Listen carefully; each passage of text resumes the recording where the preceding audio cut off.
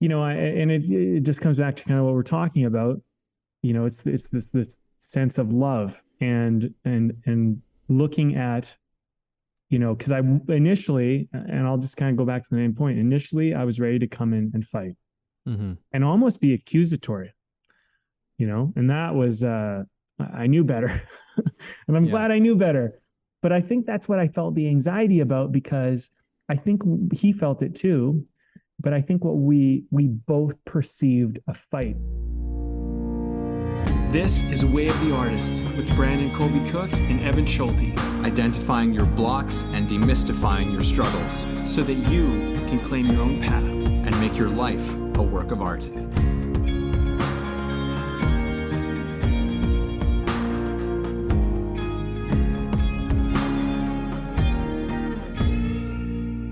Okay, we are beginning another episode of the show. Hey, so I'm not sure what we're going to talk about today. This is going to be a not so serious episode, and so we don't even know where it's going. But I want to start this by saying, those of you in New York who are supporting the podcast and you're listening, we saw the numbers just skyrocket this last month. And New York, man, thanks, guys. Someone obviously shared it or found it or something. So if you're from New York and you're listening, I just want to say personally, and I'm sure Evan would say the same, thanks a lot for tuning in. I mean, this has been an amazing experience for us. And we just thought we'd share these conversations because mostly we wanted to be able to remember them and go back to them. That was how this all kind of came to be. But the fact that other people want to tune in and listen, and you're here, if you're there or anywhere in the world, really, we appreciate you. But just New York, you guys are winning like massively. Like, I don't know what happened, but New York is dominating the charts on our downloads and listens. So let me start by saying that. Evan, you got anything to add? I was just gonna say I didn't realize we had winners in our listening, but yeah, definitely we've got big listenership in New York. Yo, what's New up? York. Also, USA is #1 right now too. Yeah, because of New York. Yeah. So yeah, thank you very much. So I'll just add to that, and we appreciate your listenership to you out there and to anywhere in the world that you're listening to us. We appreciate it, and hopefully we can continue to provide content that either is provocative and engaging, or maybe you think we're a bunch of idiots, and that's why you tune in. You're like, listen to these bozos. I can't get enough of how. Yeah, these bozos. These bozos. Who uses the word bozos anymore?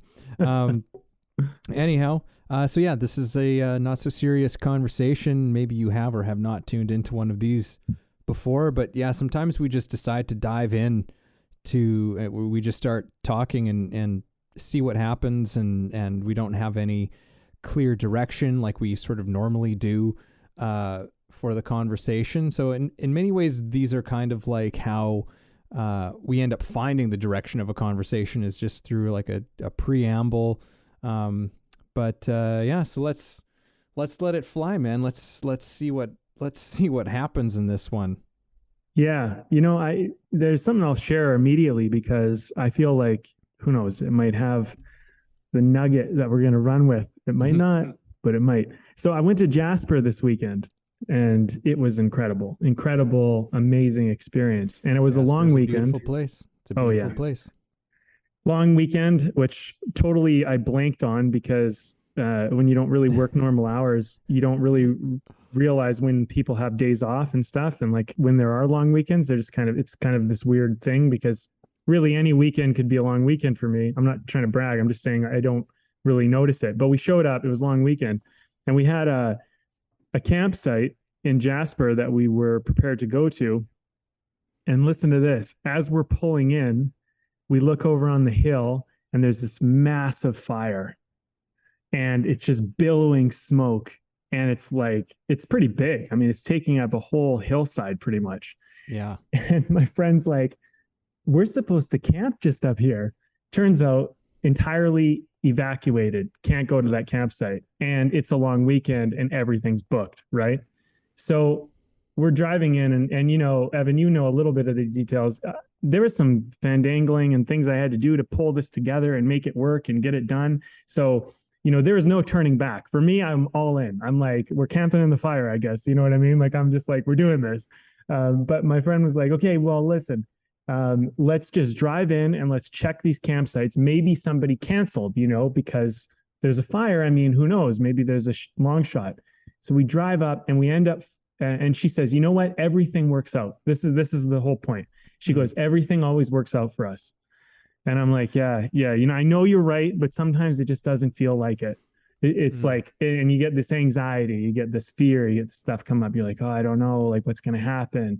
I put all this money into this trip. I booked off this, time to do this and whatever. And she flew in, right? But I'm like, yeah, you know what? That's true. It always is. It always does work out. And sure enough, the first night we drove over, we found someone had canceled. We got a spot. Then the next day, as we did our hiking, we did our adventure. We decided, let's just go, let's just do our hikes, let's do our adventures, and we'll try the same strategy tomorrow night. See if that works. It doesn't. We can't find a place for the life of us. It's just booked up everywhere. And so they're like, well, you could drive like 100 kilometers over to Revelstoke, which is like BC. I'm in Alberta. And so it was like, you know what? We could have gone towards the fire or we could have gone towards BC. And that's kind of the options. And I was like, you know what? Let's go towards BC. So I went back to BC for the first time in 8 months. And we ended up finding this free spot to camp in BC. And then, we did that. And then we came back and we had a place booked. We figured out a place that night to book for the next night. So we go back to Jasper, we do our hiking. It's amazing, incredible day. By the way, I'll share some highlights just so you can understand.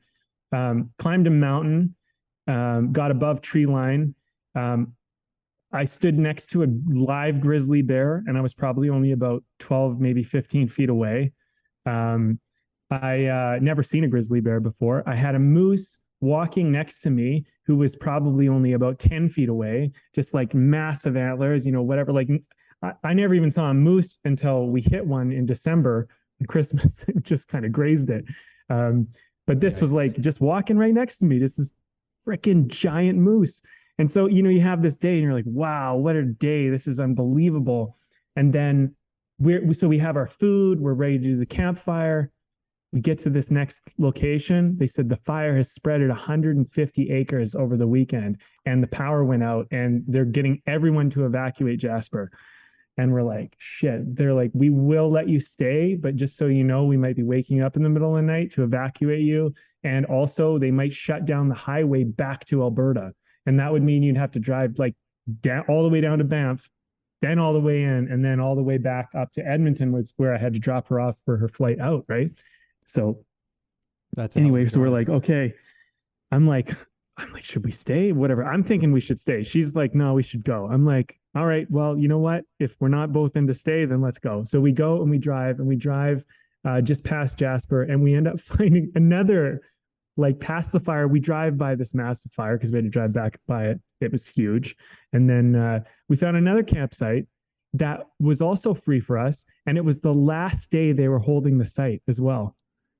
And it had a fire pit and it had all the stuff. So we got to have this kind of perfect campsite for the last night. And it's just, I just share this story because it really did all work out. And it worked out in such an amazingly beautiful, unexpected way that it reminded me so much that you really do have to trust.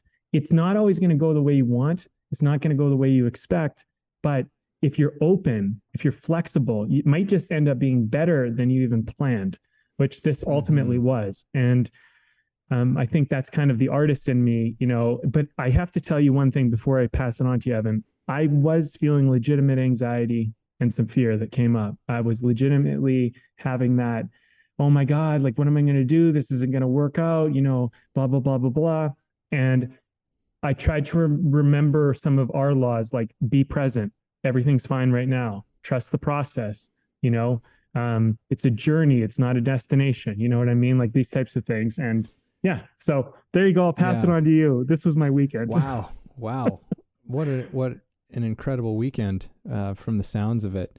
Yeah. At first time I'm hearing all of this myself, and but yeah, absolutely. Like sometimes these things have a way of not, as you said, not just working out, but are even better. Like some of what you had to say, I remember in 2019, my wife and I doing a big road trip around BC, and running into no fires, but running into situations where it was like, oh, there's no camping spots at the place that you're trying to go, or there's no, and it's like, okay, so what the hell do we do? And yeah, we ended up like someone, like a local, being like, well, actually there's this incredible place, you don't have to pay for it, it's just like this big recreation area, and people camp there and stuff like that, and we ended up having this beautiful like spot right next to this creek, and like it was just, it had worked out in such an incredible beautiful way. But you've got to be open to it, and it's like, it's one of those things where you have to be paying attention. Mm-hmm. Right? You have to be aware and paying attention, but you can sort of do that without necessarily the anxiety necessarily. Yes. And it's like trying to transmute anxiety into wonder and excitement about what's happening. It's like, oh, here's something unexpected, and how do you move with it? How do you expand into it, as opposed to retreating from it? Mm-hmm. I will share something that seems kind of relevant to what we're talking about here from my own weekend. My mom was just up visiting my wife and I, and seeing her grandson, and we went out for brunch the other morning. And when was that? On Monday, I guess it was. And my wife, decides, hey, I'm going to order a root beer. She orders a root beer. It's like a nice like Phillips root beer, and Phillips is like, they're kind of like a craft brewer, and we've had a lot of their beers on the show before, but they also make sodas for all you in the States, or pop. Yeah. For all of those in Canada. But anyhow, she gets she orders this Phillips root beer. She's like, oh, that sounds so great. And the server comes out and brings out it's like a mug root beer. It's not a Phillips root beer. It's just kind of like a plain, kind of ordinary, just kind of a root beer. And she was a little disappointed about that. She's like, oh, I thought it was going to be a Phillips one or whatever. And I just jokingly said to her, like, we need to let this ruin our entire meal. And we just had a laugh about it, right? Because it's like, there's probably everybody knows somebody who's like this, or has seen somebody who's acted like this, where it's like one little thing, it's like one little thing, and it's just can sometimes you can get stuck on something and let it just absolutely ruin your experience.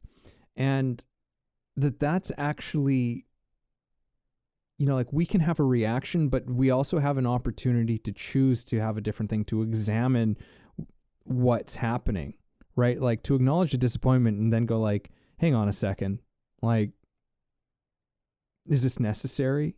Mm-hmm. What am I really getting so upset about with all of this?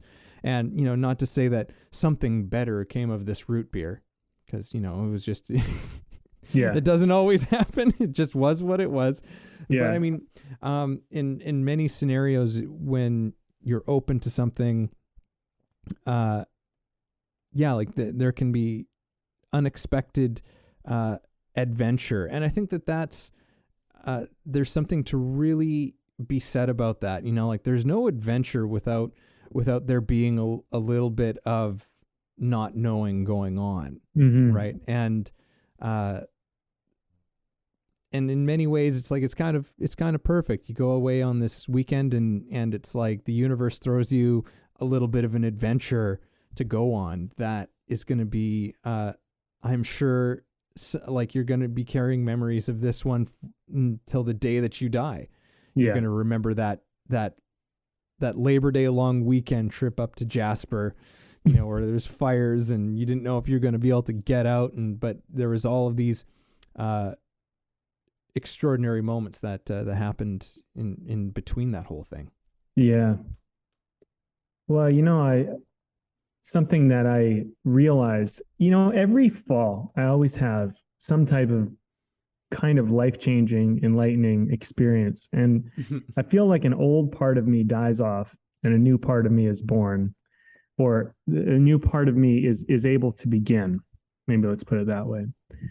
Because this last trip was very much like, yeah, I don't think of myself as someone who gets anxious, because I don't really get anxious. It takes quite a lot actually, to get me anxious, I think. And it's very rare. I really don't tend to feel a lot of fear or anxiety, but it does come up. And whenever it comes up, it always surprises me. And I'm so sometimes unfamiliar of how to deal with it, right? Because it's just what I do. Normally I can kind of, stop this or do something or, whatever. And I think the biggest lesson that I've learned over the last few months, which kind of prepared me for this one, was to remember to be present and to just be in the moment. And remember, right now, everything's fine. There's nothing wrong at this moment. And it's very hard to do sometimes. It's really, really hard to do. I get sucked now into the future in a way that I've never even I think in high school that used to happen with like book reports and stuff, or you had to write a paper and you're like, oh my God, I'm not going to get this done. But I haven't had that feeling since I was like a teenager, and not really. But recently in the last few years, I've noticed, I'm having these projections into the future. They cause fear, and I don't always know how to stop it. What it used to be, even a few years back before, and I think we talked about this a lot, Evan, is I used to be in the past a lot. I used to just mull over the past and try and figure out, like, where did I go wrong with this? Or, how did I, and I was almost ashamed at the mistakes I made around certain things with certain people and, stuff like that. And then I eventually let that go. But then what replaced it was kind of the future. And so I feel like this stage in my life is a lot about, okay, well, how do you negotiate anxiety and fear when it does come up? And I feel like I did pretty well, but I mean, I learned a lot, I learned a lot about just being present and trusting, which, we can talk all day about this on the podcast and say, hey guys, you got to be present, trust, right? But then when you're in it, it's not as easy as it seems, right? And like, I think it's a good experience for me to have, because it gives me more empathy and compassion for people who maybe don't feel that they can get there. And I get the struggle. It's, I know what to do. It doesn't always mean that it's easy to do. So yeah. I think one of the things, like, it's definitely like anxiety is something that I've dealt with a lot in my own life and still deal with. I think that a lot of people over the last couple of years have become more are probably becoming aware of that, or there's a lot more anxiety that seems to be the trend in our world these days. More and more people are dealing with it. There's lots of, big question marks and uncertainties, which is not necessarily a new thing. But I think that this would be diving down a whole rabbit hole that I don't think is necessary. But, it's like we're so connected now, and we take in so much information that I don't think we're really equipped with as human beings to be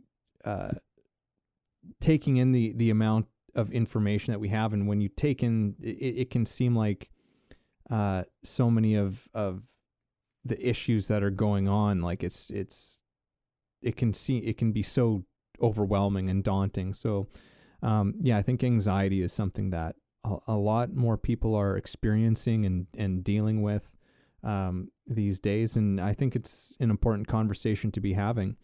And I know that for myself, that's the thing about worry and anxiety. And in some ways, it's like the only way to learn how to really deal with it is by going through it, is by experiencing it and learning how to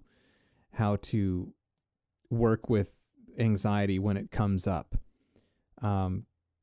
Because in some senses it can give us certain signals. It can inform us about certain things, but for the most part, it's just something that we sit in and mull in somewhat unnecessarily, mostly unnecessarily. And the thing with anxiety, in my experience, is that it has a couple of messages. One is that it's like I'm going to fall into a hole that I can't get out of. That's one of the big things, and it's so you're trying to avoid falling into this hole, and that's something that I still am aware of and confront, and being like, oh yeah, this is another sort of like, but when you really think about it, like a little bit of scrutiny often solves some of the issue. It's just like, okay, well, but what if you did fall into that hole? Like what would actually happen if you fell into that hole? Would you actually not be able to get out of it? Well, no, I would be able to get out of it. I would be able to do this and do that, and I would be out of the hole. And okay, fine, fair enough. But and experience can show you that, of like, you can look and draw upon from moments in your life where you're like, oh yeah, I remember when I fell into that hole, and it was a nightmare when it happened, and I was just so just freaked out, and when it was happening, but it all actually it worked out okay. Sometimes it doesn't always work out as a better thing, but normally it works out to be okay. Yeah. And you work out to be okay normally. And but then the next part of anxiety, or like for when you've got really deal with anxiety, is that every new situation though is like, oh, but this one's different. Yeah. This time this hole is different. And it's just like, okay, well, but why? What makes this hole any different? Again, okay, so let's say you fall into the hole. What would you do? What would be the solutions to that? And so often, like most of the things that come up for me to this day, whenever I get anxiety about this or that, it's just like, well, what's really the big deal about that? Like, is that actually a big deal? Like, what would happen? What would happen if that didn't work out for you? Mm-hmm. It's like, okay, I guess, like, I wouldn't be dead. I wouldn't be destitute. Like, nothing actually really horrible would happen at all. But the main thing that I've come to understand about myself and sort of that pattern is that the biggest trouble is what you make it mean about yourself. And in terms of, oh, I fell into that hole, I failed. I'm not good enough. I'm not smart enough. I'm not as good as all of these. It's the meaning that you can create out of those potential holes, right? Like, not even like definitely when you do fall into one, but you can even do it to yourself when you're thinking, like, hypothetically, about falling into it, right? Which is actually a totally crazy and not even in reality. And I'll just say one last thing on this, and I'll turn it over to you. But yeah, so like scrutinizing the hole that you're imagining and what would you do to get out of it. But again, like, and it's probably everyone's heard this so many times to a point where it's like, it's, we don't even hear it anymore, but breathe. Like, honestly, like, just having the awareness when you have anxiety, like, building up in you, to just take 3 deep mindful breaths. Just like let that crazy thinking that's rattling around inside that head, just let that disappear for 3 breaths. Just shut that down for 3 breaths. Just focus on 3 inhalations and 3 exhalations, like, and just feeling the breath coming in and out of your body, just 3. It can be, that can be absolutely miraculous. And I don't even feel like I'm being hyperbolic in saying that. It can have a miraculous effect on you, and just being like, oh, okay, everything is actually all right. I'm okay in this moment. Like, it's just getting yourself back centered. Doesn't necessarily mean that maybe a very real problem that you have in front of you has been solved. But when you are in a place of centered calm, or the more centered and calm you are in the face of a problem, the more appropriately you are able to respond to the problem.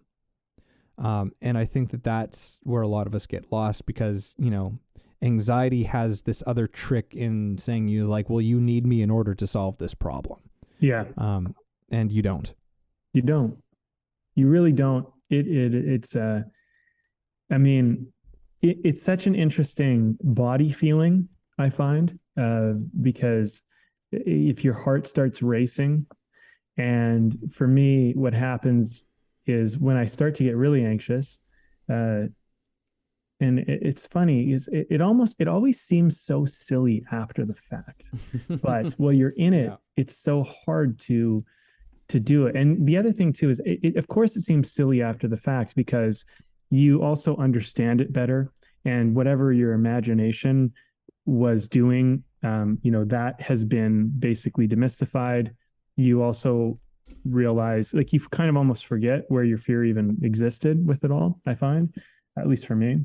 And what happens for me is I find my heart beats pretty hard, and I get this tense body feeling, and then I don't want to eat, but I'm hungry, but I try to eat, and then I just can't really eat. And then it's like my body's tense, and and I get a lot of core feeling, just this like off-putting central body feeling, and it's a little bit demobilizing, immobilizing. Well, for me, I should say, I'll just keep speaking about myself. I just find, like, oh man, like I feel like I want to move, but I can't really move. I'm like, I don't want to sleep, but I can't sleep. It's like, it's just there with you. It's just present. It's annoying. Yeah. I don't like it. Yeah. What I had a kind of an epiphany at one point as well, which is that, you got to find a way to go back to the love, because love is the counter in a lot of ways, is the counter to fear. And they also say gratitude is as well, but gratitude is arguably similar to love in certain respects. But I had an awareness last October, and this might not be very profound for someone else, but for me it was. I've always struggled a little bit with, like, feeling lovable, feeling good enough, whatever. I was kind of neglected a lot as a kid. I got bullied in high school, and then I kind of decided when I got out of high school, I would just define myself, and I'd be the man that I wanted to be, and figure that out. But I carried with me, beyond that, I always carried with me this feeling of not really being good enough and not being loved. And it was last October. I remember it just hit home at one point. I was walking along the water in New West, and I just realized, man, you're loved. And it was emotional for me, because it just hit me, like, and I finally, like, accepted it. And it was like every problem I ever had in my entire life just went away, because, like, every problem was really based out of not feeling loved. That's really every problem is for me. And so then, with this anxiety, something that I kind of came around to, I would say, is just go back to love, man. Just go back to love. Don't get angry. Don't get upset. Don't do whatever. Show love, accept love, there was this moment where I was in nature. I was feeling this anxiety. We're on a hike, and I was trying to put it aside, but I just couldn't in this moment. And I kind of did one of these, you won't be able to see it on the podcast, but I took my hands to my chest and I kind of pushed that energy away into the trees. And then I had this inclination as we were walking through the forest, why don't you take the love in now that you want? And so I did this motion where I pulled in love from the nature around me. And all of a sudden, all the anxiety went away inside my body. And I just felt this warm, like loving, comforting feeling of like, yeah, like you're in nature and you're loved and you're accepted here, and nothing is judging you. Nothing is making you wrong, and you are perfectly okay right now. And that was, to me, that was one of those moments where I'm like, it actually kind of goes back to one of our previous conversations, into the wonderness. And that's really what it was. I was kind of taking that back into myself. So there's some lessons, right? These things, you learning how to negotiate it, learning how to navigate it. Not always easy, but I've definitely been transforming and transmuting some of this stuff over this last week, and it's not just what happened with Jasper. I mean, I'm not going to get into it, but there's some other things going on in life, and they're adding definitely a big part of what's adding to all this. And I find with love, though, it's been helping me navigate everything with strength and confidence and trust. And, I'd almost say that confidence and trust are synonymous. They hold hands. But yeah, there you go. I mean, look, that was it's been a ride, man. It's been a ride of, but without the anxiety, how would I get the gift? Let me leave it there. Without the anxiety, how would I have learned this lesson? Right. So I have to be almost thankful for it. Yeah. No, that's there's so many things in what you said that I'm like, like where to touch on with this, but let's go back to the love, because like that's okay.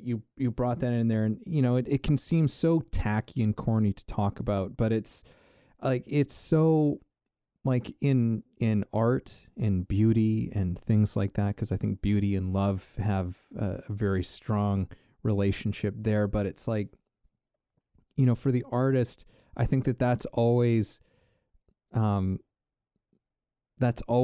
something that has to be in mind in what you're doing.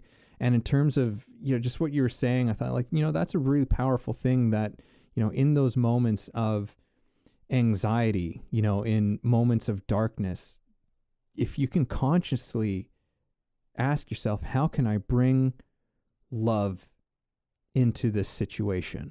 How can I bring love into myself in this situation?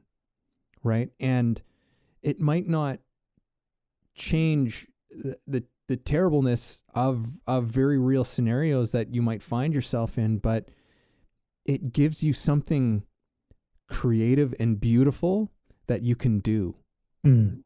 Just by asking that question, you can place yourself in that situation in a new way. You can suddenly light a lantern in that darkness, and that's always going to be a better way. Like love is kind of like the creative is one of the ultimate creative energies, if not the ultimate creative energy.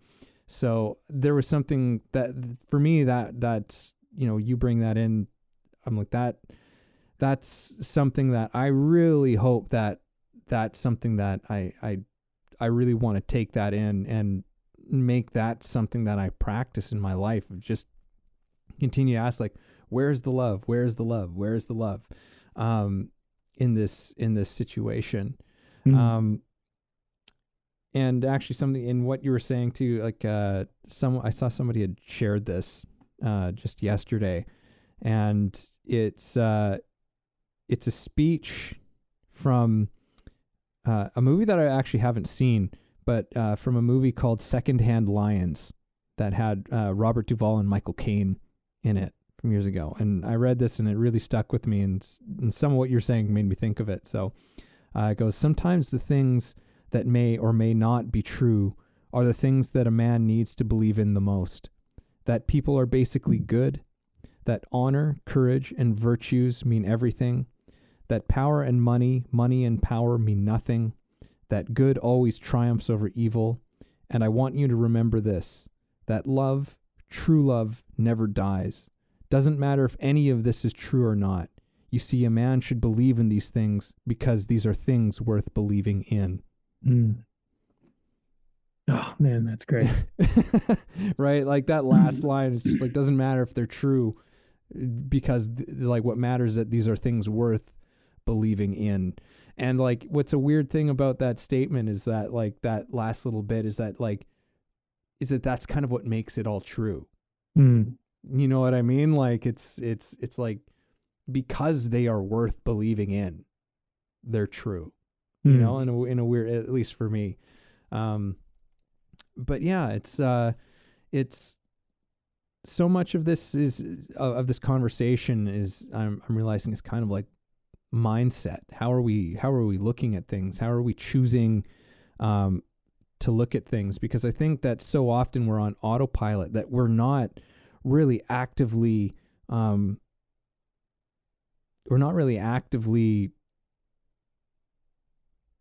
taking things in and interpreting them in a mindful kind of way. And if anything, this, for me at least, has been a little bit of a wake-up call in the sense of like, oh, how often am I just like, is my internal world just sort of being blown around without me challenging or questioning why I'm reacting in the way that I even am? Because, you know, and this reminds me of something that I remember learning years ago, through when I did, you know, a course in miracles, like with a whole group for a year long of lessons and all that kind of stuff. But it was, I remember one lesson or something, there was, at some point there was like this lesson of you would not choose this for yourself. Right? Like these, the way that you are feeling like that anger or that anxiety, as we're talking about, you would not choose this for yourself. Right? And it's kind of like this call to be like wake up, don't choose this. There is another opportunity for something in here. There is the opportunity for light in this situation. And again, coming back to where's the love in this? You know, it gives yourself an opportunity to look for something new in the face of how you're reacting. Yeah. Hey everybody, this is Evan, and this episode is brought to you by my book. Yes, I recently released a book called The Actor's Awakening, Connecting Spirituality to Craft. Expand yourself as an actor and your craft through a spiritual perspective. Take a journey that will explore universal philosophies and insights to help you understand human nature in a profound way, and develop practices to take your work to another level. Again, that's The Actor's Awakening, Connecting Spirituality to Craft, available on Kindle and paperback on Amazon. And as always, if you like the show, please subscribe. Oh yeah, like how you react is so important. It's well, I mean, I don't want to get too much into details because I think it's still a little fresh, and and I also want to be respectful of everybody.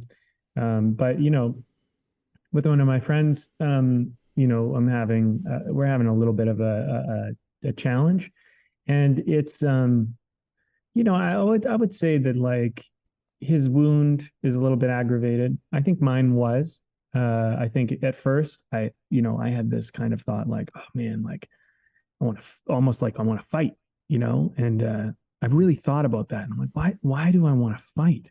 Like, do I want to fight? I'm like, I don't want to fight. I don't want to fight my friend. I care about my friend. I don't want this. Mm-hmm. And like, it's like I call it like lower self energy, because my higher self, as you talked about before, is this what I would choose to do if I was consciously choosing? Mm-hmm. And when you have a moment to think and you're having a feeling, you can disrupt that feeling if you're consciously aware and you become critical of it. Mm-hmm. And something I've learned is like, well, you don't need to come in with anger. You don't need to come in with fight. You don't need to try to prove them wrong or make it whatever. And so it was difficult, but the other day, yesterday actually, I just said, hey man, can we talk for a little bit? And I just said, I thought a lot about what you said. That's how I started. I thought a lot about what you said. I really considered it. And here's my take. I wasn't, when and I started with, I I get that you were feeling this way, and that's something I never want to happen for you. And I just started from a place of, I'm not going to try to make you wrong. You told me how you're feeling. I never knew. I don't want you to feel that way. I just want you to know that. So anything that I've done, if it's caused this or whatever, or created any type of difficulty between us, that was totally ignorance on my side. And I'm willing to totally take responsibility for anything I did that might have caused that or created that. And I honestly didn't know. And I will. And I thought very deeply about how to correct that and make that right and whatever. Because I think with friendships, sometimes, people start to resent each other because we feel like maybe that person's entitled, or we're feeling taken advantage of or something. And we were both feeling these kind of feelings that are disruptive to our friendship. And so it was really great because I was so scared to have the conversation at first. But then when I just went in with love, it turned out to be a great conversation. We really hammered through a lot of stuff. We didn't agree on everything. We didn't necessarily, walk away and say, okay, we're totally finished with this conversation. There might be still some things to work out. But I also said, you know what? I'm going to be honest with him too. This isn't about feeling good. This is about a friendship. This is about building something. This is about keeping something strong. And I said to him, look, I'm going to be honest with you. I'm not going to pretend I don't like this, whatever. I'm not going to get into the whole thing. This is how I feel about it. I'm not going to pretend that I do. I'm not going to, whatever. And here's why. And, there is possibility for us to kind of sort it out. But this is where I'm stand with it. And unless I see different, or unless this changes, these feelings and this opinion and this perspective I have is not going to change. I'm willing to change it. I'm open to changing it. But right now, based on this, and I knew it would be uncomfortable for him. Mm-hmm. And he heard me. I don't think he necessarily decided, hey, you're right. Like, it wasn't about that. It was just like, you hear me. This is how I feel. It's not about right or wrong. It's just about, this is where I am at. This is what I'm experiencing. Mm-hmm. It's not your job to fix it. But friends hear each other, and we don't always have to agree with each other. We don't always have to make it right. But the thing is like, I looked at it and I was like, I would rather my friend knows my truth than we carry on with something that isn't true, because I'm worried it's going to upset him, or I'm worried it's going to disrupt our friendship. Because if our friendship honestly can't take my truth, then we're not really friends. You know what I mean? And if I can't take his truth, then we're not really friends, and we're very superficial. And that's not what I want. So, it just comes back to kind of what we're talking about. It's this sense of love and looking at, because I initially, and I'll just kind of go back to the main point. Initially, I was ready to come in and fight. Mm-hmm. And almost be accusatory, and that was, I knew better. And I'm glad I knew better. But I think that's what I felt the anxiety about, because I think he felt it too.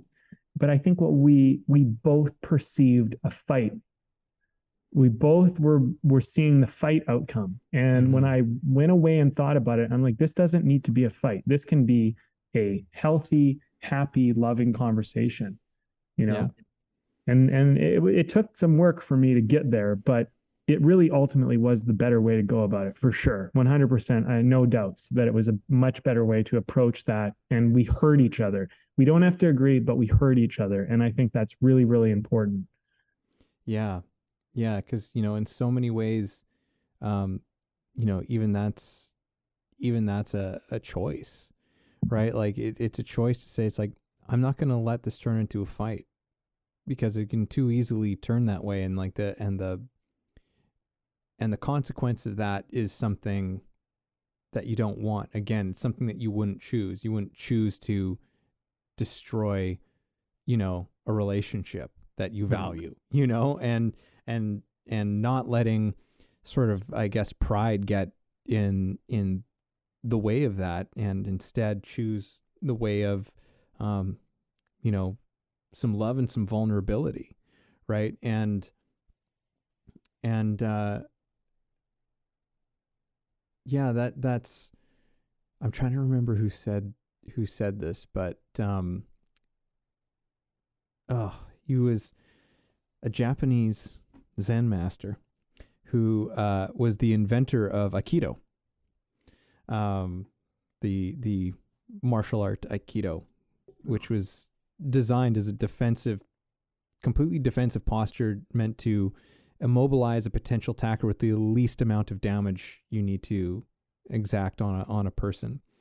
But he said, the way of peace is invincible. It contends with nothing. Hmm. And even if somebody, you know, because sometimes you can see when somebody wants to get into a fight, you can choose to not engage on that level. Like that is still, you know, it can be, and the thing is that you can even be in your right to engage in the fight.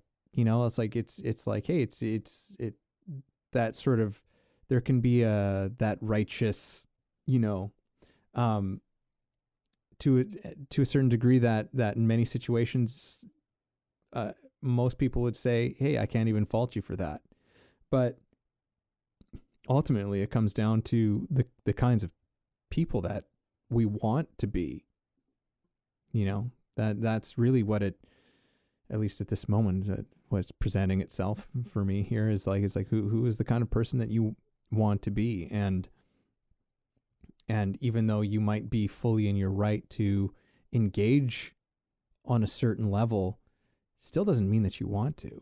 No, You know? that's a really important thing, you know. You know, it's an interesting thing. You know, I'll share something, and this might be off-putting for some people, but just hear me out. In Alberta, you know, there's lots of people, they have firearms, they have, they hunt, they do stuff like that. And, you know, people who have firearms, you know, there is a element of it, which is like, you know, protecting your family, protecting your land, protecting your country, right?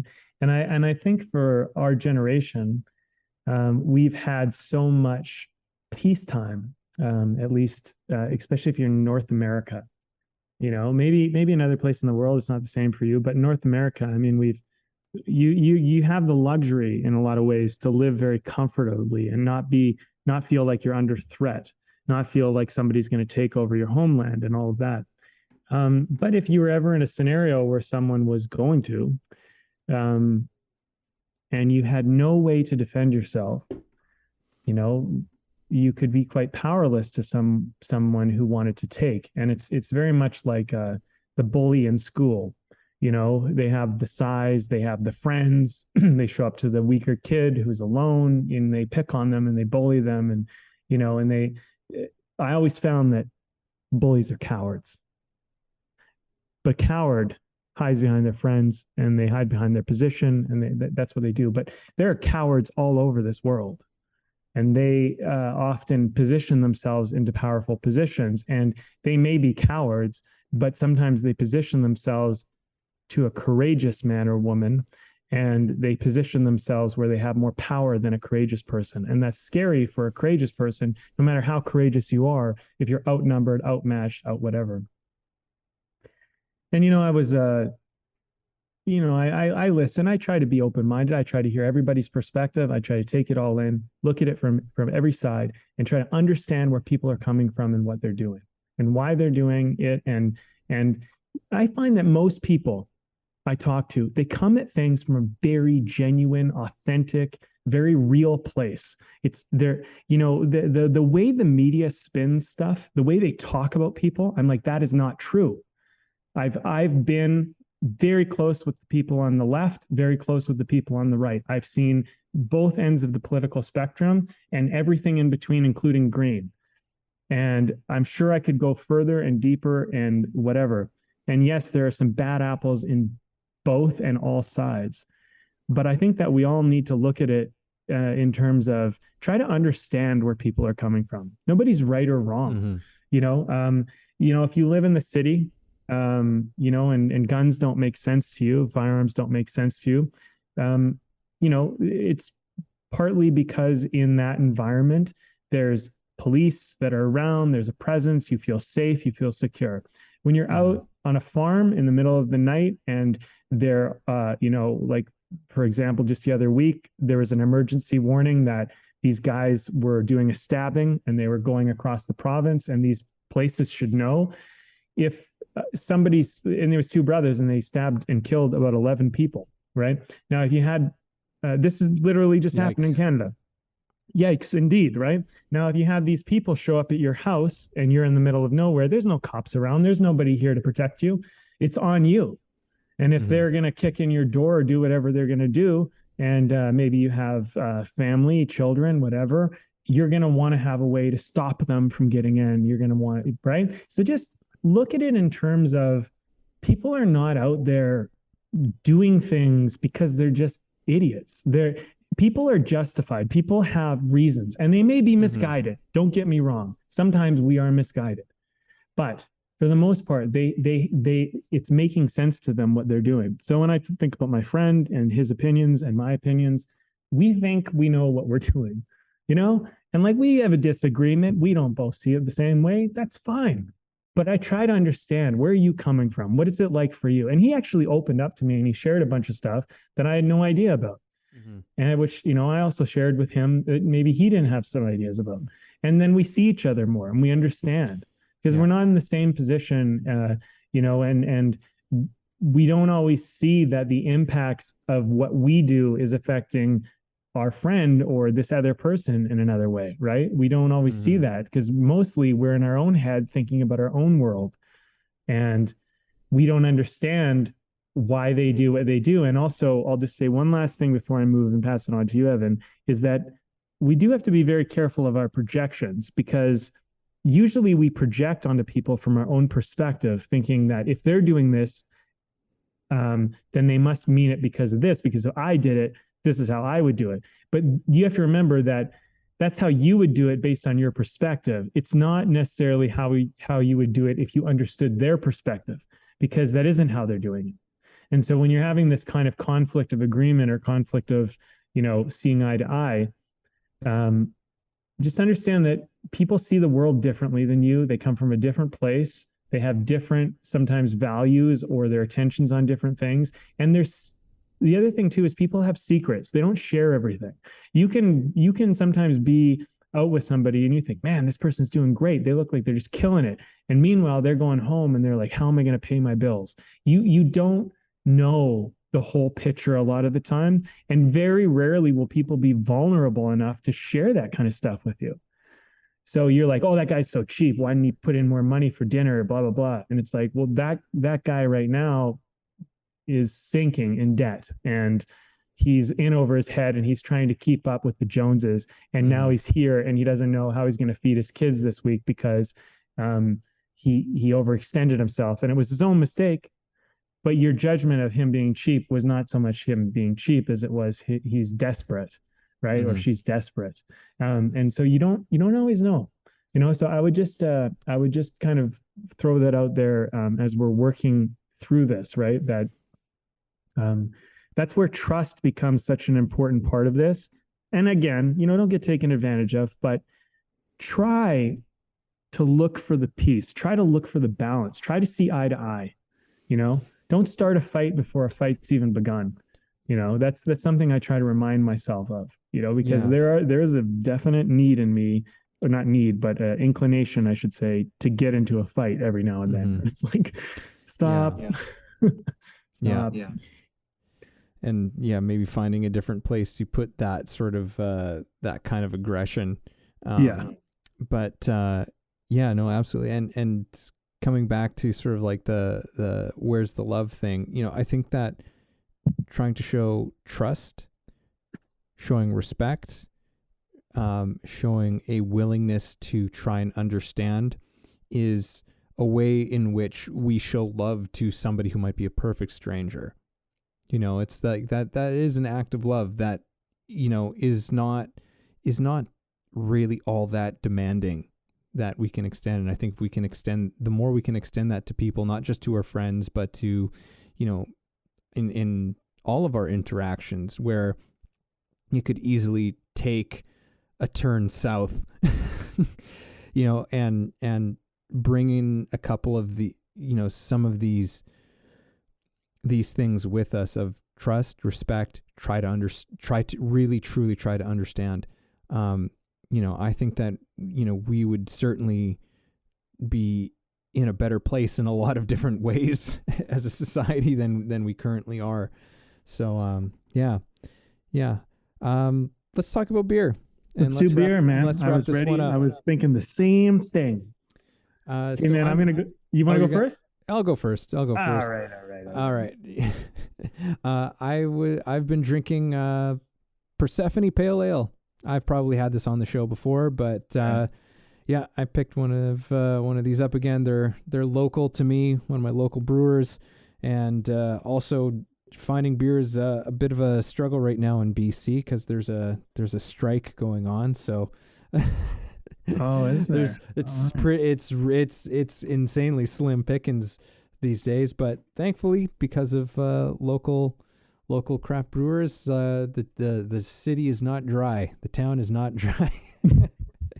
So terrific beer. Nice, and it's a pale ale, so it's still very light, but it has a little bit more to it than like a lager, but very refreshing and drinkable. So. Happy with it. Brandon, nice, what do you got? Nice, man. Well, I do not have a craft beer, although as we talked about this last time, sometimes these very known beers were craft at one point. And I think I actually had this one time on the show before. I'm having a Miller High Life, champagne of beer. And you know what, man, it's good. Things have been a little bit chaotic and kind of wild recently in my life, and I was in Jasper, and it was just one of the beers that was left over in the mix of stuff that was there, and I'm like, you know what, I don't care, let's do it. Let's try it out. But you know what, actually, I will say, I mean, I know it's a pretty common beer, but I actually like it. I think it's a good beer. It's a nice light beer, and I give them props.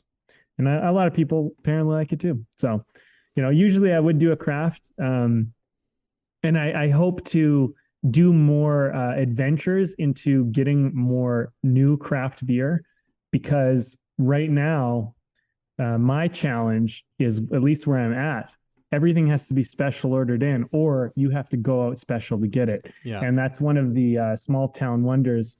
Otherwise, I gotta, like, the alternative is I'm gonna have to start just picking out a bunch of really creative stuff when I go out and just kind of storing it somewhere. Yeah. But we'll see. There's always a solution, right? Yeah.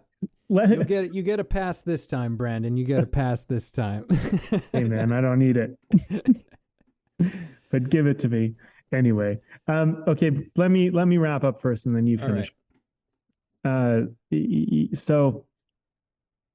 This has been a fun talk. I don't know what we'll necessarily call it yet. I'm not really sure. I mean, there's a few things bouncing around, but I think something I come back to is how do I want to be in this situation? And although I might not be able to be that right now, knowing what I want to be is helpful. Knowing that I want to be peaceful, I want to be loving, I want to understand, I want to hear, I want to see, and I want to be willing and open enough to be able to grow and change and evolve for the sake of something I care about. It's worth it. And I think that when you walk through the world with love and peace as your center, you just end up with a better life. And I do find, and I will say this, because I've been working on this horror film a little bit, not as much right now, but I have been fleshing it out. And it's weird because it's a horror film and it's so horrific and ugly and whatever. But I am finding that actually in finding the story is through the love. It's not through the fight. But the fight is great. Don't get me wrong. The fight's awesome, and you guys are going to love it when you see this movie get made, which I believe it will actually. But the love is actually what's making this thing special. And that's actually what's getting it done. So it tells me that, yeah, like just like it is through a story, through a script, it's the love that you're going for. The fight will come. You don't have to, there's always going to be conflict out there. There's always going to be people who are going to come at you with their lower self. But the higher self, I find, wins, because the lower self really does not know how to compete with strength combined with love and compassion. But you've got to be strong. I'm not saying get walked on. I'm not saying that one bit. But if you're strong, and you've got to be in this world because it is a tough world, but come at it with love. And it takes way more strength to come at it with love. It's so easy to fight. It's so easy to be in conflict.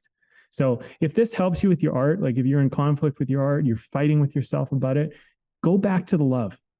Henry J. Ma, who was on the podcast, I think back when we were the B&E, and I'll just kind of give him a shout out, because one thing he used to say when I hung out with him a lot more, is he would always look at an acting scene and he would go, "Where's the love?"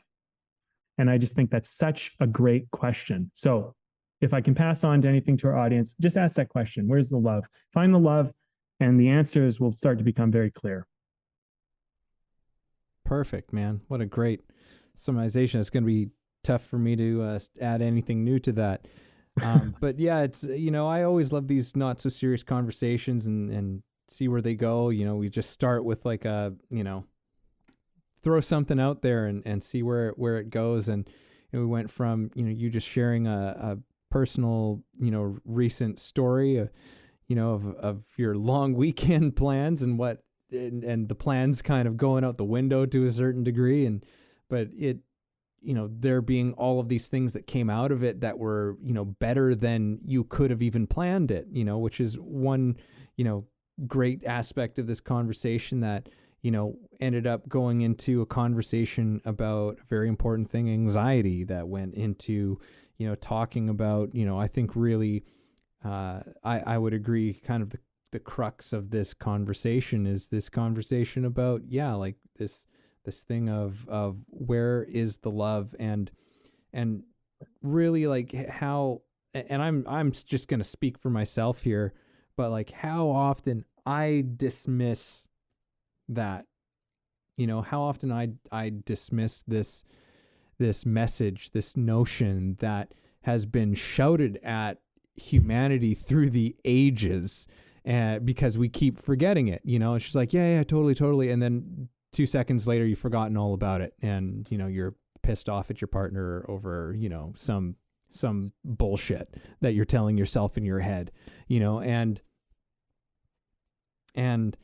that, what it takes for most of us, it takes some practice. It takes some practice, some real conscious practice, and actually genuinely caring about transforming how we are seeing things, looking at things, and kind of coming down off of ourselves to a certain degree. Yeah. And just asking, like, where is the love in this? Can I find love in this situation?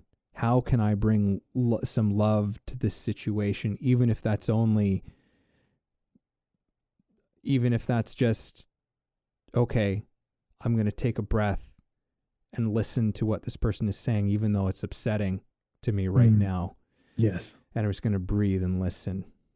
It's just like, wow. You realize that breath you took might have just saved a relationship.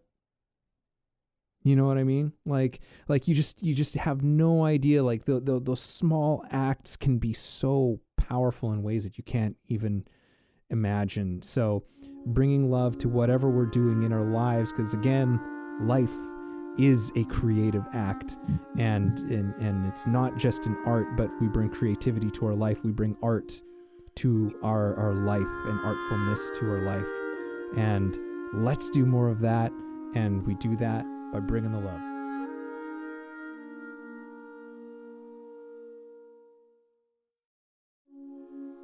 Thank you for listening in on our conversation today. We hope you found something helpful that you can carry forward with you. Head over to our website, wayoftheartist.com, for more free exclusive material and learn about the show. If you haven't already, please support us by subscribing to the show, sharing it with people you know, and keeping compassionate, creative conversation going.